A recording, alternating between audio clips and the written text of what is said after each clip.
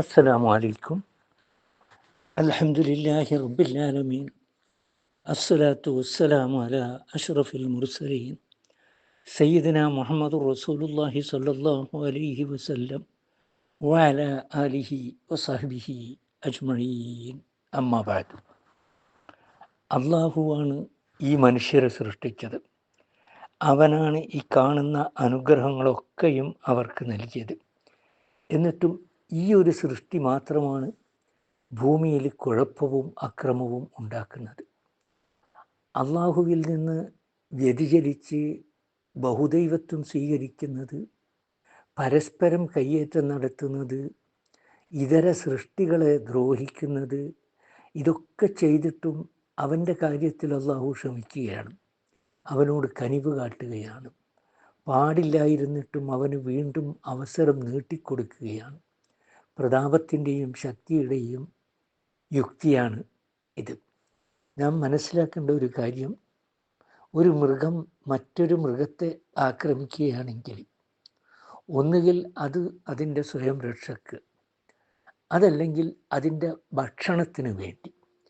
ഒരു സിംഹം അല്ലെങ്കിൽ നരി അതിൻ്റെ ഭക്ഷണം കിട്ടിക്കഴിഞ്ഞാൽ പിന്നീട് മറ്റൊരു മൃഗത്തെ അത് ഭക്ഷണത്തിന് വേണ്ടി ആക്രമിക്കുകയില്ല, വീണ്ടും ഭക്ഷണത്തിൻ്റെ ആവശ്യം വരുമ്പോൾ. പക്ഷേ മനുഷ്യൻ അങ്ങനെയല്ല. അവൻ മറ്റു മനുഷ്യരെ ദ്രോഹിക്കുകയാണ്.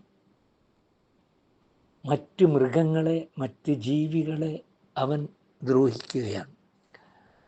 അല്ലാഹു സുബ്ഹാനഹു വ തആല മനുഷ്യർ പ്രവർത്തിക്കുന്ന ഈ അക്രമങ്ങൾക്ക് അപ്പോൾ തന്നെ ശിക്ഷാ നടപടികൾ എടുക്കുകയാണെങ്കിൽ ഈ ഭൂമുഖത്ത് ഒരു ജീവിയും ബാക്കിയാകുമായിരുന്നില്ല. അത്രയും ദുഷിച്ചതും ദൂരവ്യാപകവുമാണ് അവരുടെ ചെയ്തികൾ. പക്ഷേ അള്ളാഹു അവൻ്റെ ദയയും കാരുണ്യം നിമിത്തം പെട്ടെന്ന് നടപടിയെടുക്കാതെ അവൻ അതിന് നിശ്ചിത അവധി വച്ചിരിക്കുകയാണ്. അതിനു മുമ്പ് അവർക്ക് മടങ്ങാനും പശ്ചാത്തപിക്കുവാനും അവസരമുണ്ട്. ഈ അവധിയിൽ അണുവോളം മാറ്റം വരികയില്ല. തികച്ചും കൃത്യസമയത്ത് തന്നെ അത് സംഭവിക്കും. മനുഷ്യൻ അള്ളാഹുവിനോടും തൻ്റെ സ്വന്തത്തോടും തൻ്റെ ചുറ്റുമുള്ള സമൂഹത്തോടും മറ്റ് ജീവികളോടും നടത്തിക്കൊണ്ടിരിക്കുന്ന അക്രമങ്ങളെയും അനീതികളെയും കുറിച്ച് ശരിക്കൊന്ന് ചിന്തിച്ചു നോക്കുന്നു.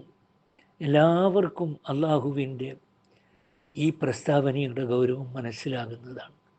വ്യക്തിയാകട്ടെ, സമൂഹമാവട്ടെ, സമുദായമാകട്ടെ, അവരുടെ അക്രമത്തിന് ശിക്ഷ നൽകേണ്ടത് എപ്പോഴാണെന്നും എങ്ങനെയാണെന്നും അള്ളാഹു നിർണയിച്ച് വെച്ചിട്ടുണ്ട്.